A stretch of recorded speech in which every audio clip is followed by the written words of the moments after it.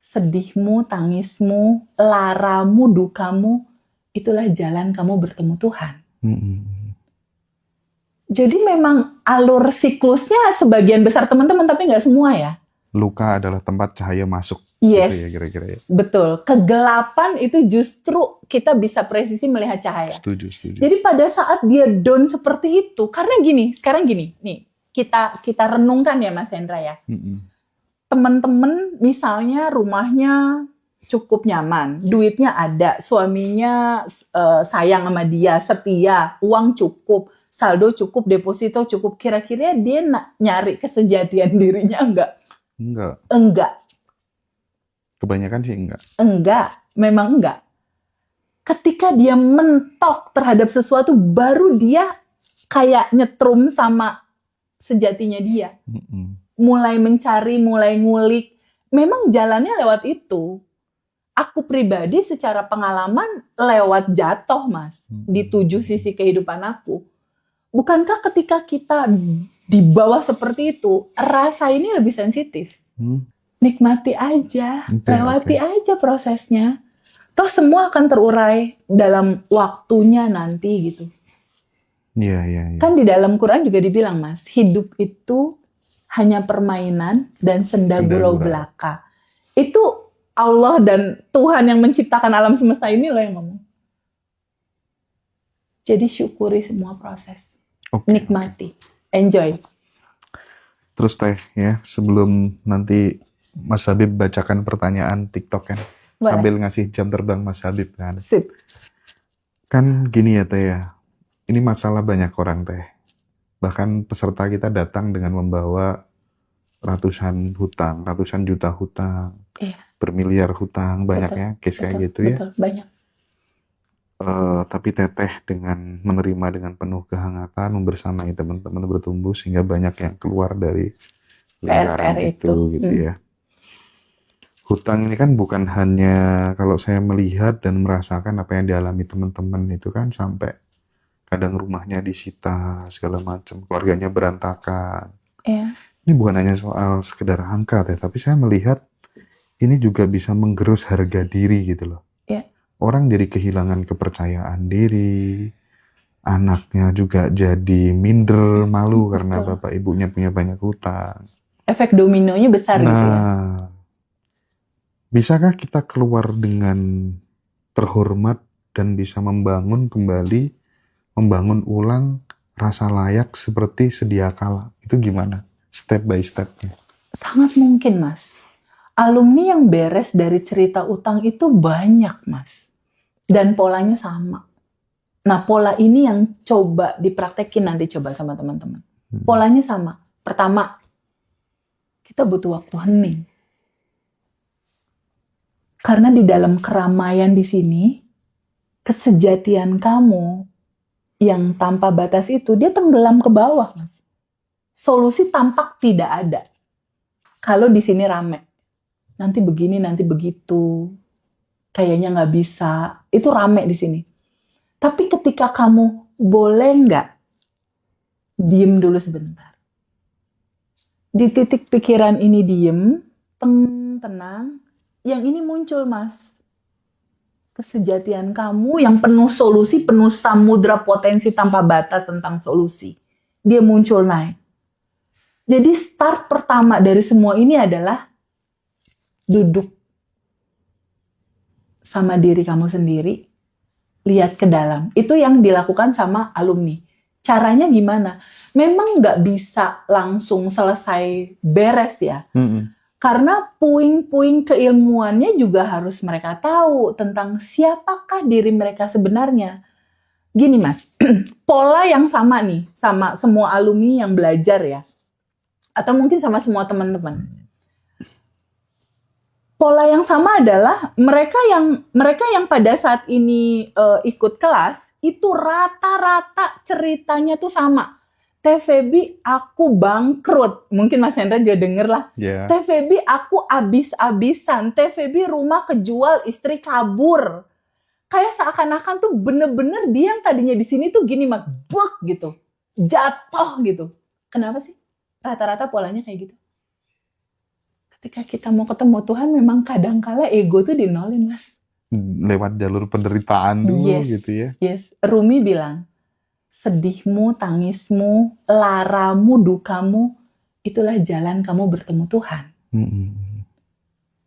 Jadi memang alur siklusnya sebagian besar teman-teman, tapi nggak semua ya. Luka adalah tempat cahaya masuk. Yes, Gitu ya kira-kira ya. betul. Kegelapan itu justru kita bisa presisi melihat cahaya. Setuju. Jadi pada saat dia down seperti itu, karena gini, sekarang gini, nih kita renungkan ya Mas Hendra ya. Teman-teman misalnya rumahnya cukup nyaman, duitnya ada, suaminya sayang sama dia, setia, uang cukup, saldo cukup, deposito cukup. Kira-kira dia nyari kesejatian dirinya enggak? Enggak. Kebanyakan sih enggak. Enggak, memang enggak. Ketika dia mentok terhadap sesuatu, baru dia kayak nyetrum sama sejatinya dia. Mulai mencari, mulai ngulik. Memang jalannya lewat itu. Aku pribadi secara pengalaman lewat jatuh, Mas. Di 7 sisi kehidupan aku. Bukankah ketika kita di bawah seperti itu, rasa ini lebih sensitif? Benar. Lebih dapet gitu. Kenapa? Semua pengalaman jiwanya kan dihantarkan dulu nih lewat sedih. Kan jiwa ini harus mengalami semua rasa, Mas. Tapi kenapa kemudian ini kita ceritakan, kita share ke banyak orang, ke teman-teman yang nonton, supaya kemudian kalau teman-teman udah paham knowledge ini, pengetahuan ini, mudah-mudahan nanti nggak perlu mengalami penderitaan seperti yang sudah kita alami, gitu ya Teh, kira-kira ya Teh. Betul banget. Dan yang belum menikah nggak harus berdarah-darah kesel sama pernikahannya gitu. Dia udah beresin dulu di dalam. Setuju. Dan nggak perlu ada drama lagi di kehidupannya. Jadi kalau mau ditanya ya, siapa sih yang membutuhkan kelas ini? Siapapun dalam pertumbuhan kehidupannya yang memang mau bebas dari kemelekatan, mau mencari kebahagiaan, kegembiraan, dan mencari kelimpahan. Itu kan jadinya semua orang tuh, Mas. Semua orang butuh pulang kok. Semua orang butuh tahu tujuan hidup utama mereka apa. Tujuan hidup utama mereka yang tadi itu. Kenal, aware, tahu, ngeh bahwa dia sudah tanpa batas berkelimpahan, bahwa hak hidup dia bahagia dan berkelimpahan. Itu tujuannya. Dan mengalami itu semua. Itu indah banget sih. Dan Mas Hendra sama aku udah ngalamin kan. Makanya kita mau bagiin gitu istilahnya. Kita seneng banget gitu. Makanya kayak pengen melukin satu-satu. Jadi di Bali itu kita terinspirasi dari di Jogja gitu ya. Yes. Teh, kok sebegitunya ya teman-teman itu datang ke Jogja gitu kan. Gini aja deh Teh, nanti di Bali yuk kita bongkar-bongkaran masa lalu kita dari kecil, dari SMA, dari gitu ya. Kira-kira seperti apa gitu ya, biar kita makin dekat dengan teman-teman gitu. Nggak mau ada jarak gitu, dan itu momen yang kayaknya nggak pernah ada tuh sebelumnya. Dan setelah ini mungkin juga kita akan menyapa offline juga teman-teman yang di luar negeri ya Teh ya. Iya, betul. Teman-teman yang di Hong Kong, nanti kita akan samperin. Kita akan samperin ke Hong Kong deh. Teman-teman di Hong Kong pasti seneng. Dan sekali lagi buat teman-teman yang belum pernah ikut alumni, silakan, mumpung masih ada seat di depan, silakan hari ini sampai detik ini udah sekitar 38, tadi terakhir 38 yang daftar. Kita info dari awal supaya kemudian booking tiketnya ya. Betul, jauh-jauh hari. Pasar itu kan, Bali itu kan akhir-akhir tahun tuh mesti rame banget gitu. Nah, Mas Habib nanti akan coba bacakan beberapa pertanyaan dari teman-teman yang live TikTok. Ini sebuah kehormatan sekali, teman-teman yang live TikTok nanti bisa dijawab langsung oleh Teteh. Tapi ngapunten ya, teman-teman yang sudah nulis ngetik tadi di awal udah ketutup sama komen-komen selanjutnya, jadi mungkin bisa di typing ulang gitu ya kira-kira ya. Oke. Jadi Teteh bahagia banget gitu ya. Aku nggak bisa melukiskan rasa hati aku gitu ketika ketemu teman-teman alumni. Kayaknya kaya banget gitu hatinya. Punya saudara-saudara baru dari begitu banyak tempat. Dan punya cerita yang sama dalam pertumbuhan menuju kesadaran dan menuju dirinya sendiri yang dalam kelimpahan gitu. Nah, sekarang gini Teh, kalau misalnya ini prosesnya itu terbalik gitu Teh. Ya. Jadi ada orang itu yang pengen apa-apa tuh gampang banget. Oke. Pengen target ini tercapai. Ya. Tapi tidak sedikit dari mereka yang saya lihat tuh jiwanya tuh kosong gitu Teh. Dia mengalami semacam kayak burnout gitu ya. Ya. Itu kira-kira alarm tubuh yang bagaimana gitu, dan bagaimana menata ulang arah agar kembali hidup dengan penuh makna itu seperti apa Teh Feby? Oh, ini ada di beberapa kisah nyatanya anak-anak private Zoom, Mas. Seperti yang tadi Mas Hendra bilang, cerita kehidupan dia itu udah selesai. Artinya nggak ada utang, nggak ada masalah relationship, nggak ada masalah finansial, itu udah oke gitu. Tapi yang terjadi sama dia cerita pada saat private, kok aku selalu kayak kosong dan selalu mencari sesuatu yang aku juga nggak tahu ini apa gitu. Aku nggak tahu ini apa.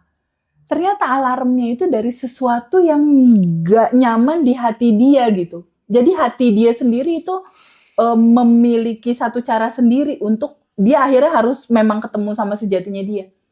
Jadi ada satu situasi yang ada aja gitu Mas trigger tentang hal bisnis entah apa, atau tentang keturunan, atau tentang satu hal yang memuncak gitu. Nah, alarmnya tuh akan selalu ada di dalam rasanya dia. Nah, pada saat ada kerinduan, nah ini, titiknya ada rasa kerinduan Mas, yang dia juga nggak tahu jawabannya apa. Ini rindu apaan sih gitu, kok resah, kok kayak pengen sesuatu tapi nggak jelas ini apa gitu. Nah, kerinduan ini nggak tahu gimana mengantarkan dia ngelihat ke kanal YouTube-nya Ngaji Rosso. Oh iya. Untuk pertama kali dia ngelihat kanal YouTube itu, dan kebetulan itu YouTube yang kita lagi ngobrol kayak gini gitu, tentang jalan pulang, tentang kembali ke rumah, tentang pintu yang selalu terbuka untuk kita masuk ke dalamnya gitu. Tentang mainnya jangan jauh-jauh ya dari rumah asalmu gitu. Ayo pulang lagi ke rumah gitu. Itu yang membuat dia terhentak bangun. Oh, ada yang belum aku dapat dalam kehidupan ini. Pada saat private, kan biasa gini kalau private tuh Mas. Apa yang dia rasain nih di 2025? Ada kekosongan tuh, ternyata ada kesedihan. Ada kehampaan. Ada kesepian. Walaupun dia di tempat ramai. Iya. Walaupun dia dikelilingi orang-orang yang disayang, ada kesepian di situ. Ada rasa duka yang dalam, tapi dia nggak tahu itu apa. Nah, apa yang terjadi di 2025, Mas, itu kan hanya pantulan. Buah dari rasa ini kan ada akarnya. Ternyata pada saat kita flashback ke awal, kehidupan dia yang awal, itu ada story ternyata. Dia pernah diceritain sama tantenya bahwa dia pernah berkali-kali pada saat ibunya di dalam kandungan mau aborsi. Jadi si baby dalam kandungan ini ternyata merekam cerita itu. Cerita yang tidak dia inginkan dalam kisah hidup dia gitu. Nah, cerita hampa itu dimulai dari situ karena papahnya udah nggak dia temuin lagi. Bisa dikatakan kisah pilunya adalah dia nggak bertemu papahnya memang pada akhirnya. Kehampaan itu yang ketemu kuncinya. Terus gimana ngehandle-nya? Ini mau dipegangin terus ceritanya atau izinkan terurai ke yang tanpa batas gitu loh Mas. Kalau kita lihat substansi bab 1 kan kita melampaui tubuh. Kita bukan tubuh, bukan emosi, bukan pikiran. Ini kan cuma memori yang diputer-puter di kepala gitu. Izinkan terurai boleh nggak? Solusinya cuma kayak gitu aja sih, bolak-balik ya Mas. Iya. Dan itu simple, gampang banget teman-teman. Untuk semua masalah itu.